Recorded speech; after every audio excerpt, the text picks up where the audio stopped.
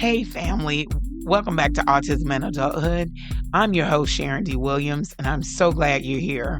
If you're new to this podcast, this is a space for parents, caregivers, and supporters of individuals with special needs, especially as our children become adults and we realize the support doesn't always grow with them. And if you've been listening for a while, thank you for staying connected. Today's episode is simply but meaningful. I'm back. I'm starting 2026 with intention. I'll be honest, it's been a minute. My last episode was back in October, and life has been lifing, as they say, between family responsibilities, work, advocacy, and everything that comes with caring for someone you love. Sometimes you're not just tired, you're carrying a lot.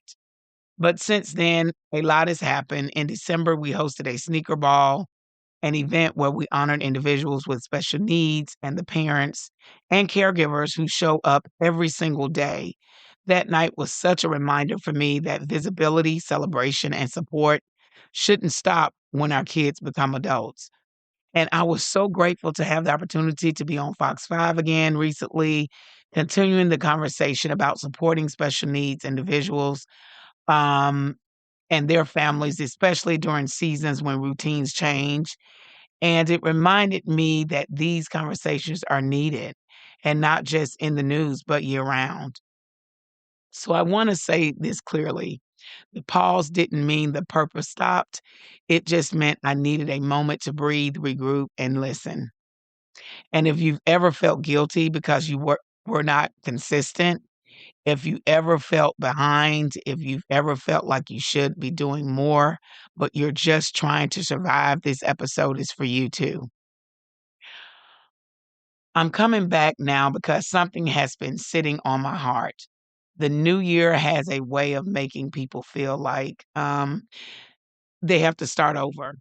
Like if you didn't do everything you wanted to do last year, then you have to rush into this year trying to make up for it.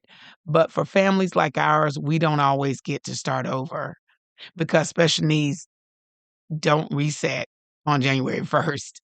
Caregiving doesn't reset. Anxiety doesn't reset. Support gaps don't reset. And adulthood definitely doesn't reset.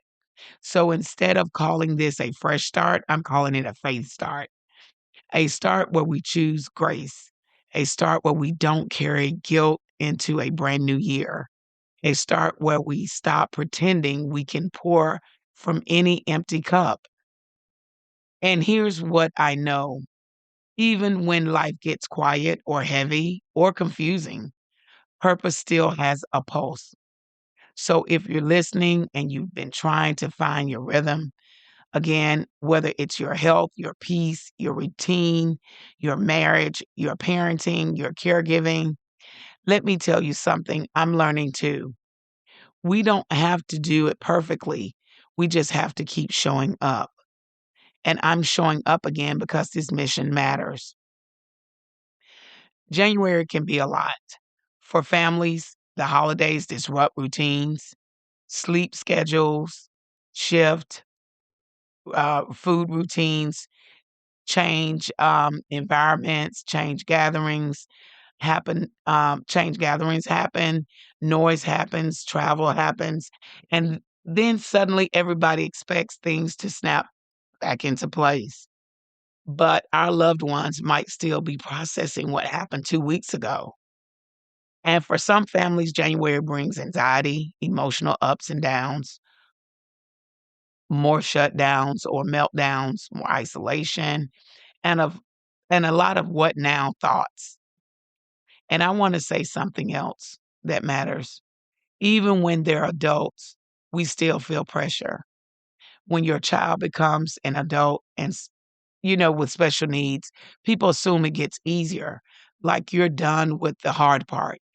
But in many ways, adulthood introduces a different kind of hard because services change, support changes, schools end, programs have limits, transportation becomes an issue, employment is complicated, housing questions get louder, and families often find themselves trying to build a whole new plan with fewer results. And for parents, caregivers, the worry doesn't stop. You still think about safety. You still think about the future. You still think about what happens when you're not here.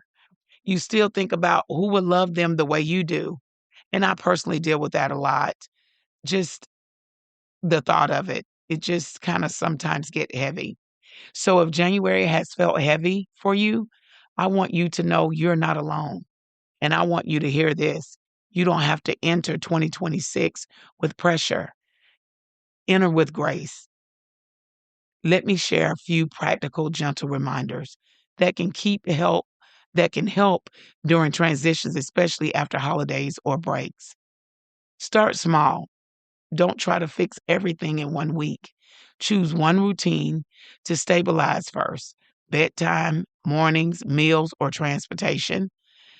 Use visual supports if they help. Even adults can benefit from seeing what's coming next.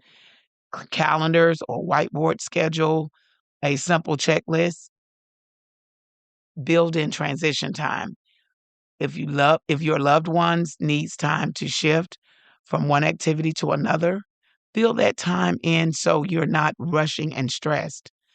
Rushing can create pressure, and pressure can create a meltdown. Don't ignore the caregiver. You matter too. If you're running on empty, everything feels harder. Even if it's 10 quiet minutes, take it. Speak life over them and over you. Sometimes we speak encouragement to everyone else and forget about ourselves.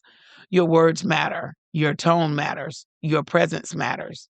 And here's one more. Ask for help without guilt. Help doesn't mean you're weak. Help doesn't mean you're human. Help means you're human. Help means you're trying to be well enough to keep growing. I want to share a faith moment, gentle and real. Sometimes we think a good year means no stress, no struggles, no surprises. But I've learned God can still do beautiful things in a year that isn't perfect. So my prayer for you this 2026, that you don't enter 2026 with fear, that you don't enter 2026 with guilt, that you don't enter 2026 carrying pressure that was never assigned to you. Because grace is not just something we talk about. Grace is something that we live. So let me tell you what's coming up next for Autism and Adulthood. This year, I want to focus on real life caring conversations, adult resources and support gaps, navigating programs, transitions, and advocacy, uplifting stories that remind us our loved ones matter at every age. And also, I want to feature more voices: parents, caregivers, professionals, and community leaders, because none of us should be doing this alone. And yes, I'm looking forward to talking about Night to Shine, because it's more than a prom. It's a reminder of dignity, inclusion, and celebration for individuals who are too often overlooked. And for those of you that don't know what Night to Shine is, it is a prom that was initiated by the Tim Tebow organization. And it's a prom that's done on the same day every year all over the country. It is really an awesome event. My son Kyle participates every year. So we're going to keep the conversation going beyond the bus, beyond labels, beyond expectations. If this episode encouraged you, here are a few ways you can support. Share it with a caregiver or friend, post it on your socials and tag me. Message me topics you want to hear about this year. And if you haven't already, subscribe so you don't miss what's next. It's Autism and Adulthood, Sharon D. Williams. You can find me on all major platforms: YouTube, Facebook, and Instagram. Thank you for being here. Thank you for caring. Thank you for helping keep this conversation visible. And remember, autism and adulthood, beyond the bus, beyond labels, beyond expectations. I'll talk with you in the next episode. Bye now, family.